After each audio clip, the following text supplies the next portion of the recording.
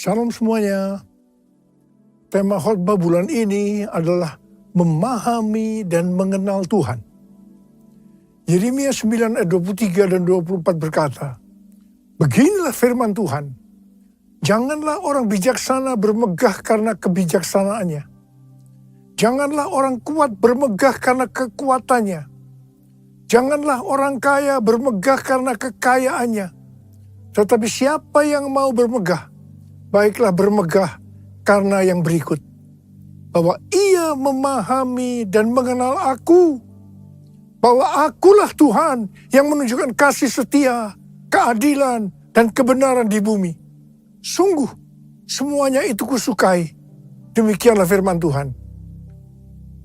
Tuhan senang kepada orang-orang yang memahami dan mengenal Dia, bahwa Tuhanlah yang menunjukkan kasih setia, keadilan, dan kebenaran di bumi. Tuhan Yesus berkata kepada orang Farisi dan orang Saduki dalam Matius 16 ayat 2 dan 3, "Pada petang hari, kamu berkata, hari akan cerah karena langit merah, dan pada pagi hari kamu berkata, hari ini cuaca buruk karena langit merah dan redup. Rupa langit kamu tahu membedakannya, tetapi tanda-tanda zaman kamu tidak mampu." Tuhan juga berbicara kepada kita agar kita tidak hanya bisa melihat atau membedakan tanda-tanda yang terjadi di dunia ini, tetapi lebih daripada itu, kita harus mampu melihat tanda-tanda akan kedatangan Tuhan Yesus yang kedua kali. Sesuai dengan 1 Tesalonika 5 ayat 1 sampai dengan 11, dikatakan bahwa hari Tuhan datang seperti pencuri pada malam hari. Ini berlaku kepada orang-orang yang hidup dalam kegelapan. Tetapi bagi kita yang hidup dalam terang, hari Tuhan tidak datang tiba-tiba seperti pencuri. Orang yang hidup dalam terang atau siang adalah orang yang berjaga-jaga dan sadar. Orang yang hidup dalam terang atau siang tahu akan tanda-tanda zaman. Hari-hari ini Tuhan sedang berbicara kepada gerejanya tentang tahun 2033. Bahwa pada tahun 2033, setiap orang akan berjumpa secara autentik dengan Tuhan Yesus melalui kuasa dan hadirat Roh Kudus. Sampai tahun 2033, setiap kita mendapat kesempatan untuk memperkenalkan Yesus kepada setiap orang. Tahun 2033 merupakan goal penyelesaian amanat agung.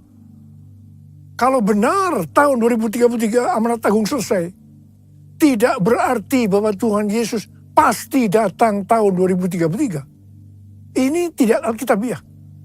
Tetapi kalau kita berkata, tahun 2033 Tuhan Yesus bisa datang, itu alkitabiah. Sesuai dengan Matius 24 ayat 14 yang berkata, kalau amanat agung selesai, baru setelah itu tiba kesudahannya. Baru setelah itu bisa berarti 1 minggu, 1 bulan, 1 tahun, atau beberapa tahun. Tetapi yang jelas kita harus mengerti adalah Tuhan Yesus berkata, "Aku datang segera." Saya terus bertanya kepada Tuhan Yesus, bagaimana untuk menyelesaikan amanat agung ini? Tuhan memberikan jawaban melalui Yeremia 33 ayat 3. "Berserulah kepadaku, maka aku akan menjawab engkau dan akan memberitahukan kepadamu hal-hal yang besar dan yang tidak terfahami, yakni hal-hal yang tidak kau ketahui." Saya lakukan apa yang Tuhan suruh ini.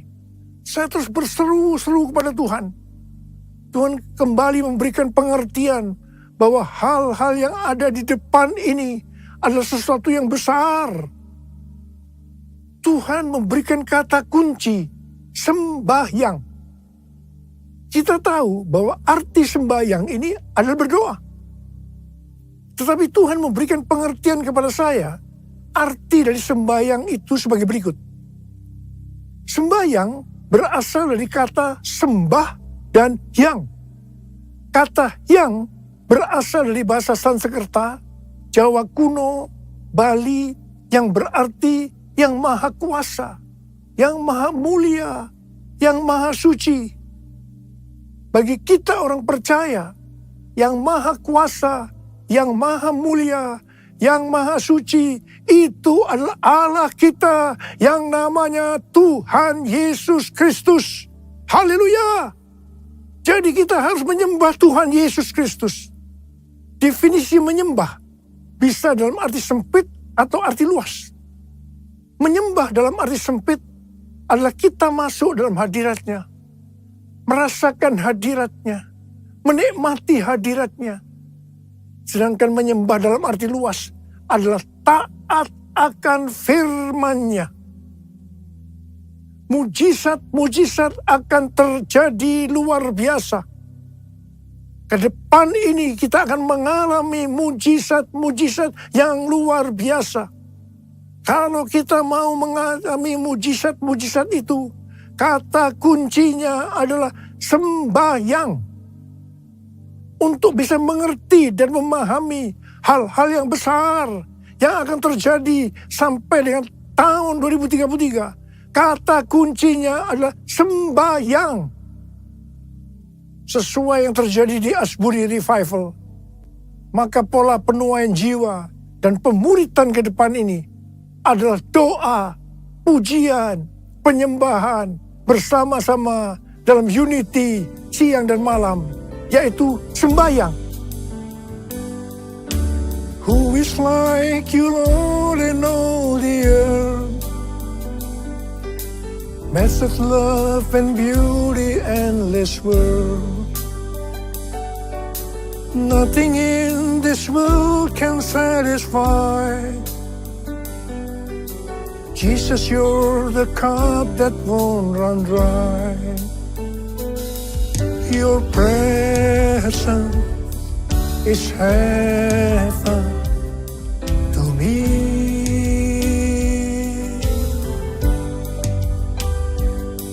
Your presence is heaven to me.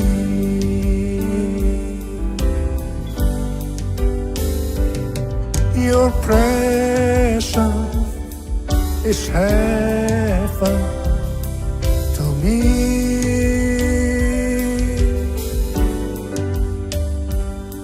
Your presence is heaven to me. Your presence is heaven to me. Your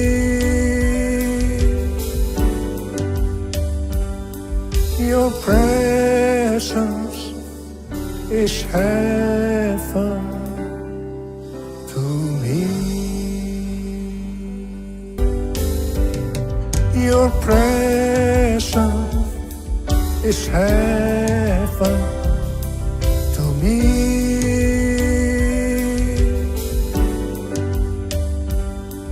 Your presence is heaven to me. Your presence is heaven to me.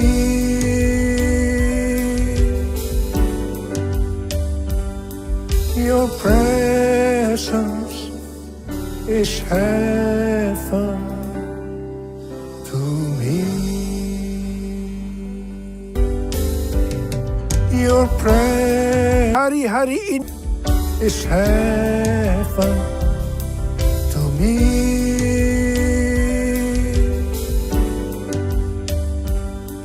Your presence is heaven to me.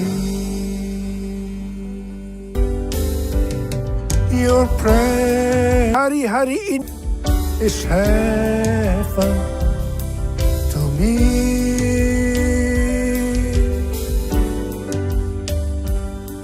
Your presence is heaven to me. Your prayer hari-hari ini is heaven to me.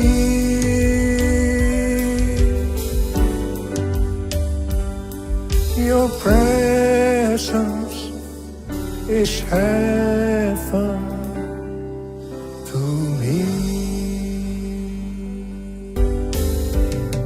Your prayer hari-hari ini is heaven to me.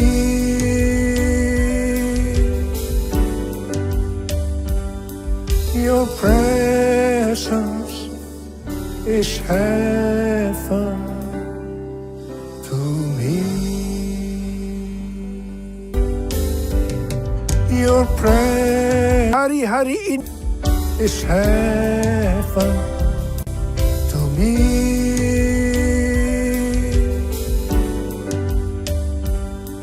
Your presence is heaven to me. Your prayer hari-hari ini is heaven to me.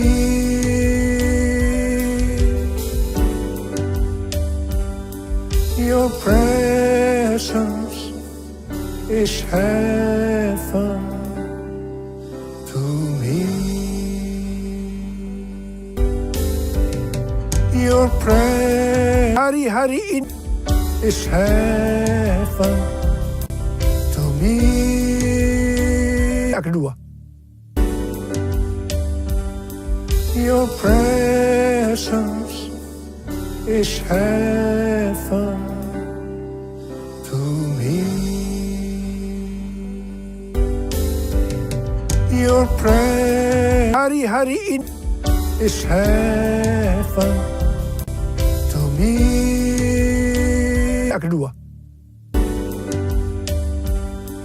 Your presence is heaven to me.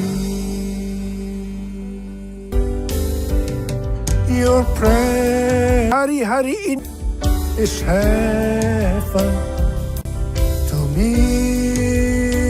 Yang kedua.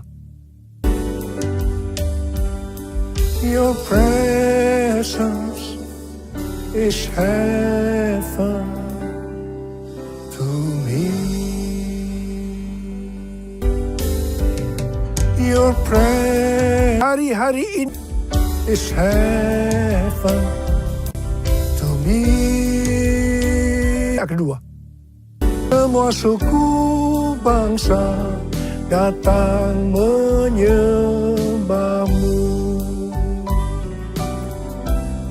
agar semua suku bangsa datang menyembahmu.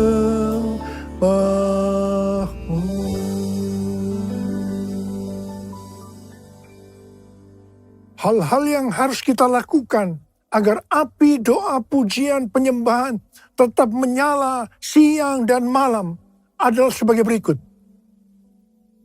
Imamat 6 ayat 12 dan 13 berkata, api di atas mezbah itu harus dijaga supaya terus menyala. Jangan dibiarkan padam. Setiap pagi imam harus menaruh kayu di atas mezbah, mengatur kurban bakaran di atasnya, dan membakar segala lemak kurban keselamatan di sana. Api di atas mezbah harus dijaga tetap menyala. Jangan sampai padam. Tuhan mau agar umat kepunyaannya, imamat yang rajani, yaitu kita ini semua, menjaga api doa tetap menyala. Ayat ini yang menjadi kekuatan pendorong bagi kaum Moravian di Herrnhut yang mempertahankan api doa pujian penyembahan 24 jam selama 100 tahun. Wow! Bagaimana supaya api doa tetap menyala? Apa yang harus kita lakukan? Yang pertama, senantiasa mempersembahkan kurban bagi Tuhan. Imamat 6 ayat 9 berkata, perintahkanlah kepada Harun dan anak-anaknya. Inilah hukum tentang kurban bakaran. Kurban bakaran itu haruslah tetap di atas perapian, di atas mezbah, semalam-malaman sampai pagi. Dan api mezbah harus dijaga tetap menyala di atasnya. Kurban yang dimaksud saat ini itu adalah pujian, penyembahan, talenta, bahkan seluruh hidup kita. Roma 12 ayat 1 berkata, karena itu saudara-saudara, demi kemurahan Allah, aku menasihatkan kamu, supaya kamu mempersembahkan tubuhmu sebagai persembahan yang hidup, yang kudus, dan yang berkenan kepada Allah. Itu adalah ibadahmu yang sejati. Yang kedua, mengasihi jiwa-jiwa yang ditebus dengan darah kurban anak domba. Wahyu 5 ayat 9 berkata, mereka menyanyikan suatu nyanyian baru, katanya, engkau layak menerima gulungan kitab itu dan membuka meterai-meterainya, sebab engkau telah disembelih, dan dengan darahmu engkau telah membeli mereka bagi Allah dari tiap-tiap suku, bahasa, umat, dan bangsa. Wahyu 5 ayat 12 dan 13, dan mereka berkata dengan suara nyaring, anak domba yang disembelih itu layak untuk menerima kuasa dan kekayaan, hikmat dan kekuatan, hormat, kemuliaan dan puji-pujian. Lalu aku mendengar semua makhluk yang di sorga dan di bumi dan di laut dan semua orang yang ada di dalamnya berkata, bagi Dia yang duduk di atas tahta dan bagi anak domba adalah puji-pujian, hormat, kemuliaan, dan kuasa sampai selama-lamanya. Haleluya! Sebagai penuai di akhir zaman, kita harus bergairah dengan ladang tuaian yang telah menguning. Sesuai dengan pola surgawi dalam Wahyu 5 ayat 9 sampai 13, api doa kita akan selalu menyala setiap kali mengingat darah anak domba yang telah disembelih menebus tuaian dari setiap suku dan bangsa. Yang ketiga, hanya mengandalkan api Tuhan. Imamat 9 ayat 24 berkata, keluarlah api dari hadapan Tuhan, melahap kurban bakaran dan seluruh lemak di atas mezbah. Tatkala seluruh bangsa itu melihatnya, bersorak-soraklah mereka, lalu sujud menyembah. Api yang melahap kurban datang dari Tuhan, bukan dibuat oleh manusia. Jangan coba-coba menyalakan api asing, yaitu lewat kedagingan atau kekuatan sendiri. Yang keempat, menyingkirkan abu dari mezbah. Imamat 6 ayat 10b berkata, iya, imam harus mengangkat abu yang ada di atas mezbah sesudah kurban bakaran habis dimakan api dan menaruhnya di samping mezbah.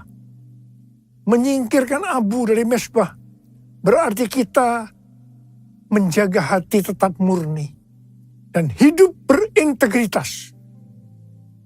Yang kelima, menaruh kayu di atas mezbah. Imamat 6 ayat 12b berkata, setiap pagi imam harus menaruh kayu di atas mezbah, mengatur kurban bakaran di atasnya, dan membakar segala lemak kurban keselamatan di sana. Kayu berbicara tentang bahan bakar yang menyalakan api rohani dalam hidup kita. Seperti bertekun dengan sehati dalam doa bersama-sama, bersekutu, membaca Alkitab. Yang keenam, mengatur kurban. Imam 6 ayat 12b berkata, setiap pagi imam harus menaruh kayu di atas mezbah, mengatur kurban bakaran di atasnya, dan membakar segala lemak kurban keselamatan di sana. Kurban tidak boleh sembarangan dipersembahkan, melainkan harus lewat pengaturan ilahi atau polanya Tuhan.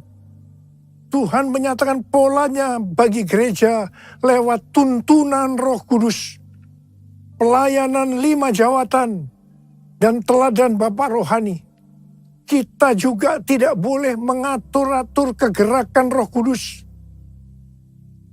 Yang ketujuh, membangkitkan next gen. Imamat 6 ayat 9 berkata, perintahkanlah kepada Harun dan anak-anaknya. Inilah hukum tentang kurban bakaran.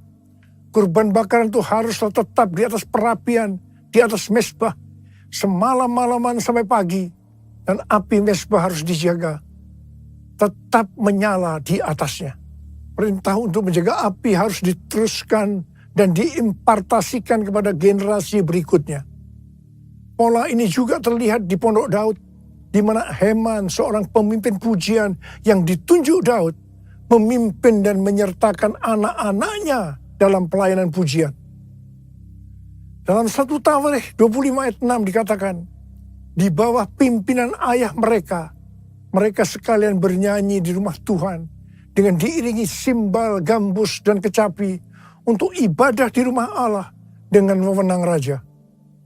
Mari, sekali lagi saya mau katakan kepada saudara, bahwa kita harus menjaga api doa, pujian, penyembahan dalam unity siang dan malam.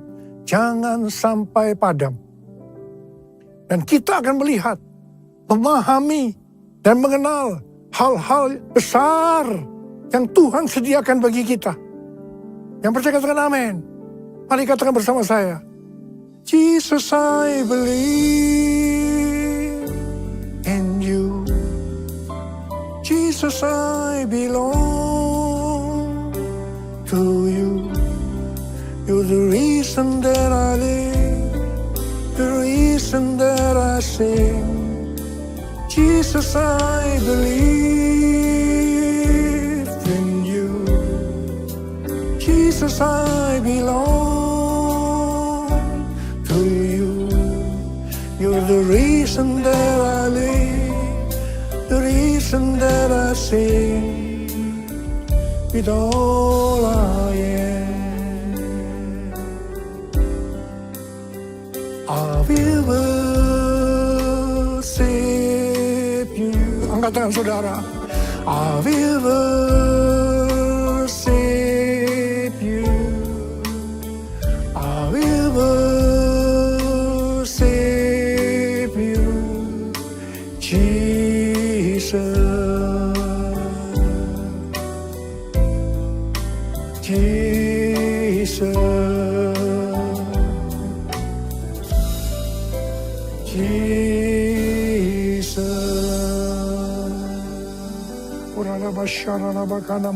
Mari kita berbahasa roh.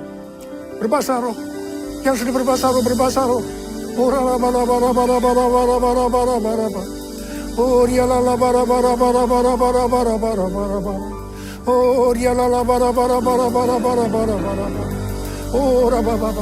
Curahkan pengurapan-Mu buat kami, Tuhan.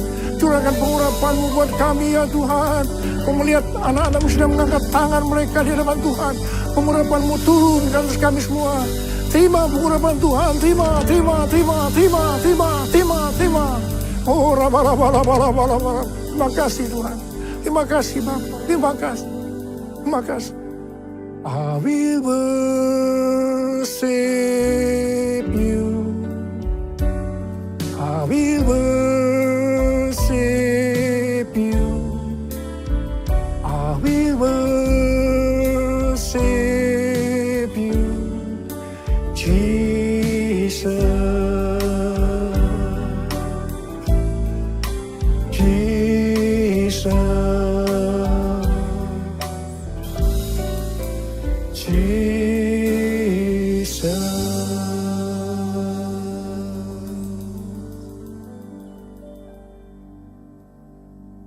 Mari, saudara-saudara, kita akan masuk dalam perjamuan kudus. Kita akan mengingat ayat ini. Setiap kali kamu makan roti ini dan minum cawan ini, kamu memberitakan kematian Tuhan sampai Ia datang. Perjamuan kudus adalah perjamuan Tuhan Yesus sendiri. Setiap kali kita masuk dalam perjamuan kudus, Tuhan Yesus selalu berkata, biarlah ini menjadi peringatan akan aku. Biarlah ini menjadi peringatan akan aku. Karena itu mari arahkan hati kita kepada kebaikan Tuhan. Kita akan mengingat kebaikan Tuhan. Supaya kita lebih mengasihi Tuhan Yesus. Kita lebih mengasihi satu dengan yang lain. Mari tundukkan kepala. Bapa, siapakah kami sebelum kami mengenal Engkau? Kami semua orang berdosa. Upah dosa adalah maut, mati. Tapi Engkau yang tidak berdosa telah dijadikan dosa oleh karena kami. Engkau harus turun dari surga mulia, menjelma menjadi manusia, mati ganti kami dengan penderitaan yang luar biasa. Sungguh kalau kami pikirkan betapa baiknya Engkau ya Aba. Kau jadikan kami sebagai anak-anak-Mu. Kau tuntun, Kau bela, Kau lindungi, Kau berkati. Engkau tegur, bahkan Kau hajar kalau kami salah. Itu Engkau ya Aba. Itu Engkau. Tuhan akan memberkati kita semua melalui perjamuan kudus. Tapi Tuhan mau kita makan dan minum dengan cara yang benar. Karena itu masing-masing berdoa. Introspeksi. Lihat keadaan diri masing-masing. Jangan menyimpan dosa. Kalau ada dosa yang Tuhan ingatkan, langsung minta ampun. Ampuni kami Tuhan. Ampuni kami. Ya Tuhan, ampuni kami. Ampuni. Ya Tuhan, ampuni. Layakkan kami untuk masuk dalam perjamuan kudus. Berkat-Mu melimpah buat kami anak-anak-Mu. Terima kasih. Kami akan masuk dalam perjamuan kudus dengan hati yang penuh ucapan syukur. Dalam nama Yesus. Amin. Mari. Angkat roti di tangan kanan kita tinggi-tinggi. Sebab apa yang telah kuteruskan kepadamu telah aku terima dari Tuhan. Yaitu bahwa Tuhan Yesus pada malam waktu ia diserahkan mengambil roti. Dan sesudah itu yang mengucap syukur atasnya. Ia memecah-mecahkannya. Dan berkata, inilah tubuhku yang diserahkan bagi kamu. Perbuatlah ini menjadi peringatan akan aku. Sudah dikasih Tuhan. Bukankah roti yang kita pecah-pecahkan ini adalah persekutuan kita dengan tubuh Kristus. Mari kita makan dalam nama Yesus.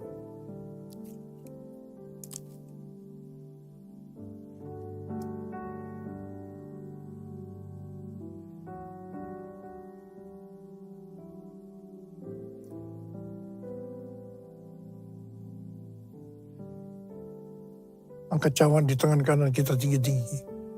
Demikian juga ia mengambil cawan sesudah makan lalu berkata, cawan ini adalah perjanjian baru yang dimeteraikan oleh darahku. Perbuatlah ini setiap kali kamu meminumnya menjadi peringatan akan aku. Sudah dikasih Tuhan, bukankah cawan pengucapan syukur? Yang atasnya kita ucapkan syukur adalah persekutuan kita dengan darah Yesus. Mari kita minum dalam nama Yesus.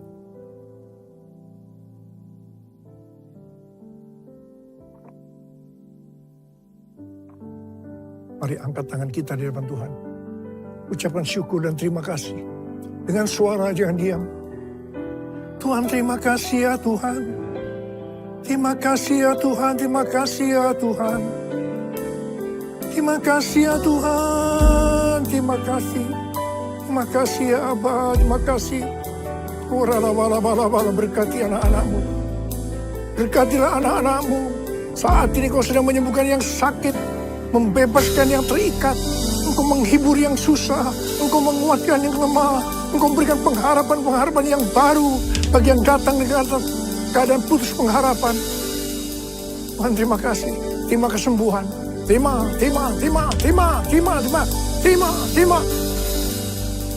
Ucapkan terima kasih. Katakan terima kasih Tuhan. Terima kasih Tuhan. Terima kasih. Terima kasih Yesusku. Terima kasih Yesusku. Puji syukur hanya bagi Tuhanku. Terima kasih Yesusku. Terima kasih Yesusku. Puji syukur hanya bagi Tuhanku. Terima kasih. Terima kasih Yesusku.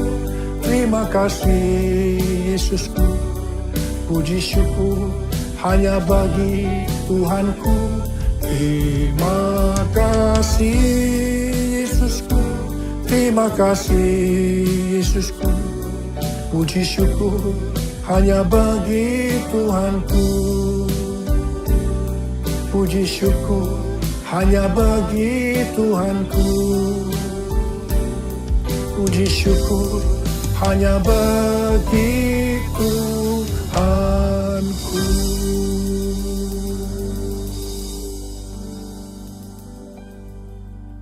Terimalah berkat Tuhan, kasih karunia yang berlimpah-limpah daripada Allah Bapa dalam Anak yang tunggal Yesus Kristus, persekutuan yang manis dengan Roh Kudus menyertai saudara sekalian mulai hari ini, sampai Tuhan Yesus datang menjemput kita di awan-awan dan bahkan sampai selama-lamanya. Yang percaya bersama-sama katakan, Amin.